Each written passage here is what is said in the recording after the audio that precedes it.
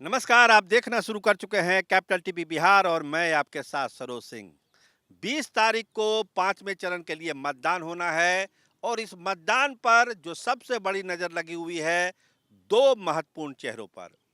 पहला चेहरा चिराग पासवान और दूसरा चेहरा रोहिणी आचार्य का। बिहार में जो आगे की सियासत होनी है लोकसभा चुनाव के बाद, उसमें इन दो चेहरों का बहुत महत्व है। ये जीतते हैं या हारते हैं, दोनों पर बिहार की सियासत बहुत कुछ निर्भर करेगी कि आगे जो बिहार में विधानसभा चुनाव होना है, उसको लेकर इन दोनों की क्या भूमिका होगी। इसके अलावा 5वें चरण पर भी नजर रहेगी इस बात पर कि महिला वोटर का टर्नआउट क्या होता है। देखिए, अगर पहला चरण आप छोड़ दीजिए चुनाव का बिहार में, तो बाकी के जो 3 चरण हुए हैं, उसमें पुरुषों से ज्यादा महिलाओं ने वोट किया है और यही एक फैक्टर है जो भाजपा को हौसला देता है।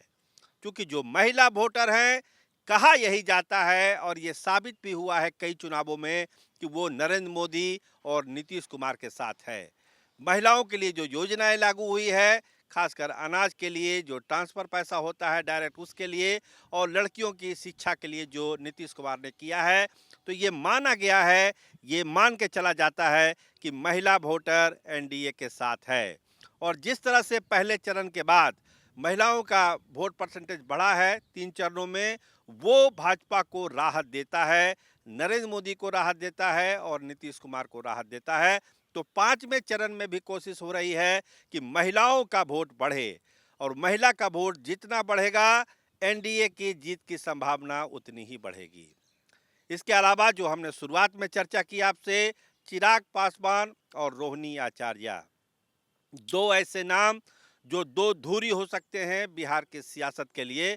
तेजस्वी यादव तो है ही अपने जगह पर, सम्राट चौधरी अपनी जगह पर हैं ही, लेकिन ये दो नाम जिसकी हम चर्चा कर रहे हैं, जो अभी लोकसभा के रन में हैं, और जब ये चुनाव हो जाएगा, अगर इनकी जीत हो जाती है, तो विधानसभा चुनाव में इनकी बहुत ही अहम भूमिका होगी। खासकर चिराग पासवान की हम बात कर रहे हैं। चिराग पासवान एक ऐसे घोड़े के रूप में रहेंगे 25 के चुनाव में, जिनको बांधना या रोकना किसी के लिए बहुत ही मुश्किल होगा। तो चिराग पासवान की कोशिश यही है कि इस रन को 24 के रन को जीता जाए और 25 के रन के लिए अपना मजबूत दावा पेश किया जाए। लेकिन जो सीटें हैं आप समझ रहे हैं, हाजीपुर में जिस तरह से कुशवाहों का विरोध हो रहा है, सवर्ण वोटरों का भी, देखिए सवर्णों की अभी एक बहुत बड़ी पंचायत हुई थी हाजीपुर में, कुशवाहों की पंचायत हो रही है। ये लोग रास्ता रोक रहे हैं चिराग पासवान का, लेकिन चिराग पासवान लगातार रोड शो कर रहे हैं, लोगों से मिल रहे हैं और हाजीपुर के भी लोग जान रहे हैं कि हम सांसद नहीं चुन रहे हैं, अगला मुख्यमंत्री चुन रहे हैं। लेकिन जो उनके विरोध में है, स्वाभाविक है वो विरोध करेंगे, लेकिन विपक्ष के इतर जो लोग विरोध कर रहे हैं, खासकर कुशवाहा समाज के लोग, सवर्ण समाज के लोग, वो चिराग पासवान को कहीं ना कहीं से परेशानी में डालती है हाजीपुर के चुनाव में। उससे निपटना होगा, क्योंकि कमजोर लड़ाई नहीं है। पहले ये कहा जा रहा था कि एक सहानुभूति लहर चलेगी, रामविलास पासवान की विरासत है, आसानी से चुनाव जीतेंगे चिराग पासवान। लेकिन चुनाव जैसे जैसे नजदीक आया, सब लोगों ने महसूस किया कि कांटे की लड़ाई है हाजीपुर में और चिराग पासवान को वहां काफी पसीना अभी बहाना है इस गर्मी में। उसी तरह छपरा की बात कर लीजिए तो रोहिणी आचार्य के लिए समझिए कि बड़ी प्रतिष्ठा है, पहला ही चुनाव है उनका, और अगर एंट्री गड़बड़ा गई, अगर ओपनिंग ही खराब हो गया, तो यकीन मानिए फिर राजनीति में चढ़ना बहुत मुश्किल हो जाता है।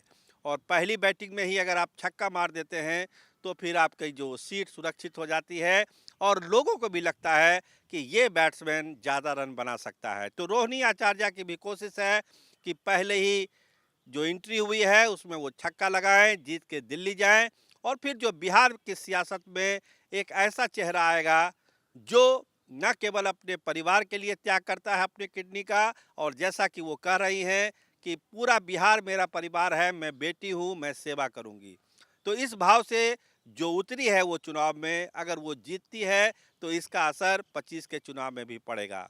तो दो चेहरे जिसका हमने जिक्र किया आपसे, रोहिणी आचार्य और चिराग पासवान, ऐसे दो घोड़े जो बिहार की सियासत को आगे तय करेंगे कि इसकी दिशा और दशा क्या होगी।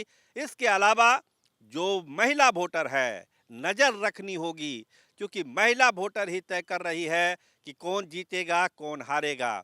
पहले चरण के बाद जो हताशा थी भाजपा में कि क्या हो गया, वो हताशा ये कम हुई है महिला वोटर के टर्नआउट के बढ़ने से।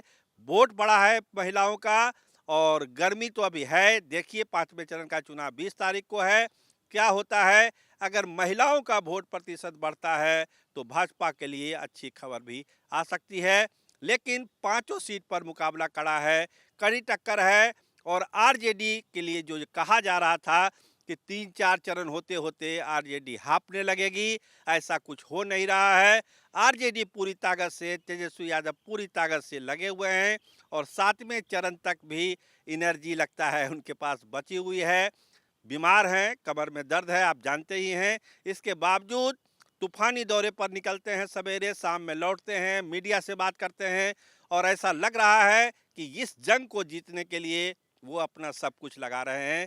तो देखिए होता क्या है, 4 जून को नतीजे आएंगे, तभी सारी चीज़ें तय होगी। लेकिन 5वें चरण में 2 चेहरे और महिला वोट, इस पर नज़र रखने की ज़रूरत है। तभी हम आकलन और अनुमान लगा पाएंगे कि क्या होगा 24 के लड़ाई में और क्या होने वाला है 25 की जंग में। कैमरामैन राकेश के साथ मैं सरोज सिंह। देखते रहिए कैपिटल टीवी बिहार। आपका बहुत धन्यवाद, आपका बहुत शुक्रिया।